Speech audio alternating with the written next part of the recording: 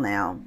And the thing is, I am the daughter of a woman who lived a really beautiful life and had two daughters. And here's a picture, actually, of me and my mom when I was 2. This picture, she already actually had breast cancer and was undergoing whatever the treatment was at the time that they were doing. But unfortunately, within that year, next year, she passed away. And as you can well imagine, when you lose somebody when you're 3 years old, there aren't a lot of hardcore memories that you actually hold on to. And it sort of left me very detached from her. And I really didn't know what to do with that. And then my father remarried, and I was very torn about the feelings I had for a new stepmother and my mother, and the feelings that my sister had about making room for a stepmother who, when she wasn't even over, losing our mother. And I really respect her, actually, for trying to hold on to all those memories, and the understanding that by doing that, they're releasing those memories, releasing all her heart connection, would somehow almost erase her and her existence. And I guess that's the reason why I always have so many pictures, you can see them in the background, a family of intermixed with people that are alive, with people who have passed. And I really feel that makes them part of the conversation. But I'm really not here to talk about that today so much, although it's something I hold very dear to my heart. What I'm here to talk to you about is that I recently went for a physical and was trying to have a conversation with my doctor about how difficult it was for me to go for a mammogram. Because every time I go, I walk into the office and it's very solemn. And as soon as they look at my chart, the people that are looking at it see that I am the survivor of a breast cancer in my family, and especially one that has died at 36. People are very alarmed. And I think through their nervousness, I've decided they sort of project that and are apologetic and extend so much sympathy to me. But in that moment, I am not the daughter of a breast cancer survivor. I am a person getting a mammogram. I am the person talking to my doctor about the feelings I have about getting a mammogram. But the reaction that I usually get is, well, of course they're upset because your mother died when so young. And of course they don't know what to do with those feelings.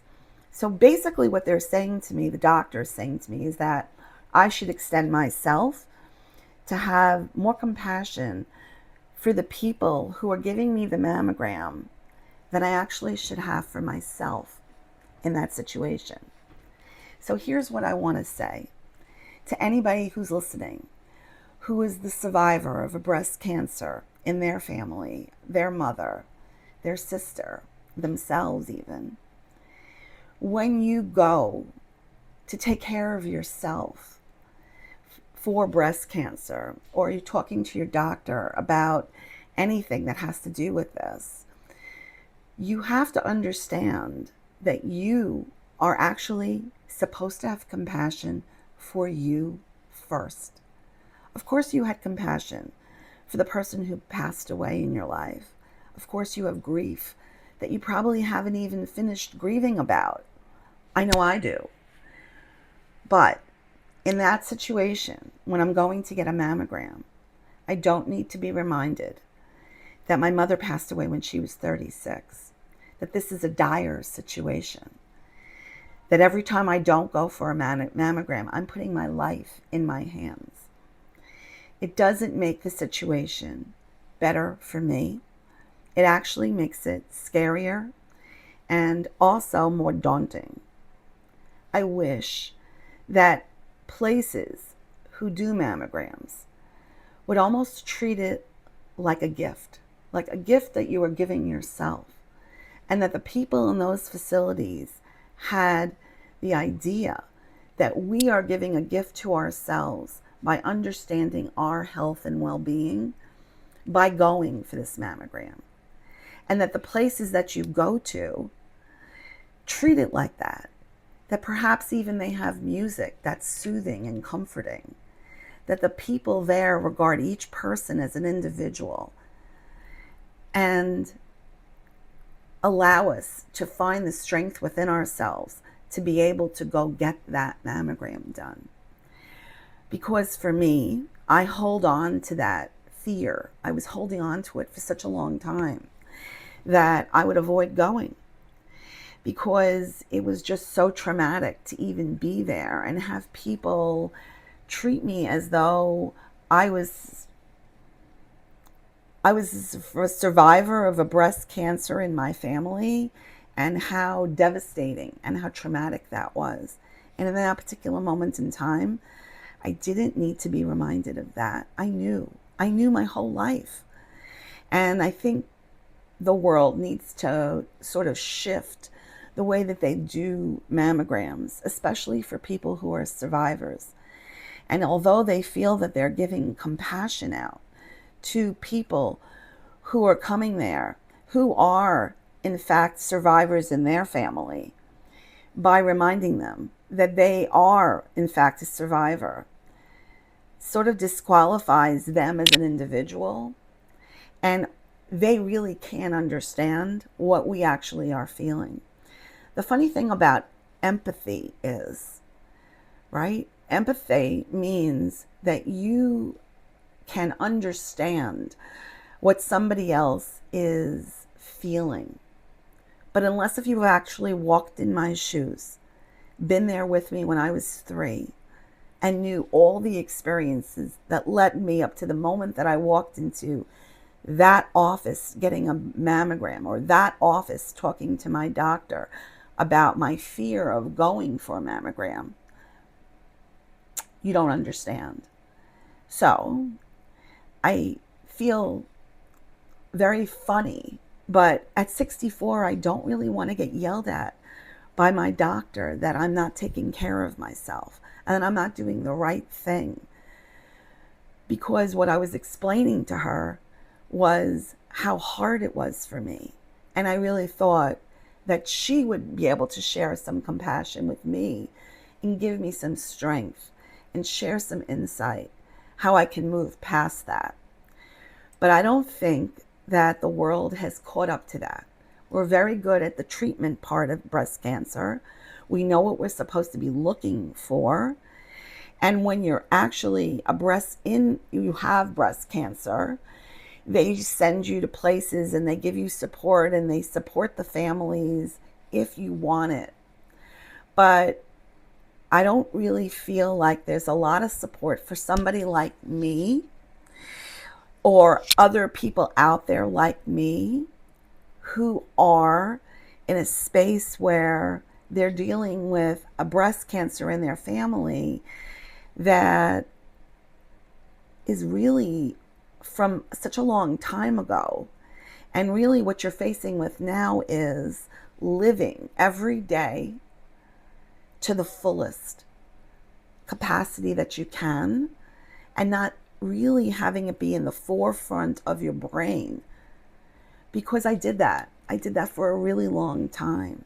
And I thought that I needed to have my children really young, because I was afraid I wasn't going to be able to be alive enough to experience that. I already did so many things that I fear I've left scars on my children because of the fear that I had that I would be a person with breast cancer or some other cancer. And I'm lucky enough to say at this point in my life at 64 that that hasn't happened to me. And I am very fortunate and lucky that it also hasn't happened to my sister. But it's something that both her and I wear, and every single time we have to go for a mammogram, we think about it. And I know there are a lot of people out there who do not have breast cancer in their family, who think about it every time they go for a mammogram and celebrate when they don't, when they have a clear check. But it's a different level of understanding when it actually happens in your family. You take it to a different place in your mind. And so I would love, actually, to do a healing for all of us and be able to create a new story that we get to go into those situations and actually ask for what we need. That we actually get to go into those places when we speak to our doctors, we speak to the place at the mammogram, and we say to them that we're here for ourselves today. That yes, it looks like we have a history, and we know that history. But today, I'm here to create a step forward to my health. And I thought about this for a long time, and I thought that I'd be creating a scene if I went into a place and I said this. But then I thought, well, if I don't say anything, how would they know? How would they even know that that bothers me? How would they even know that that was something that was amiss if I didn't say something? So I'm asking you, all of you that are listening to this, to let me know what you think. Let me know what your feelings are about this situation. And if you would like to participate in this healing with me at this moment, just close your eyes and rub your hands together.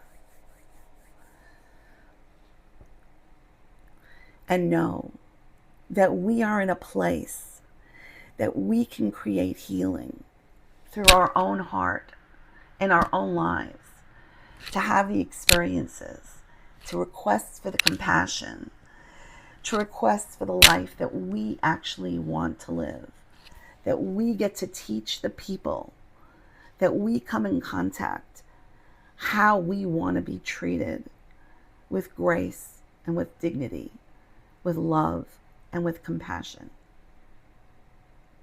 Because in the end, I believe that's what we all are seeking. I'd love to know what you have to think about this and what your story is. DM me or leave me a message under this video.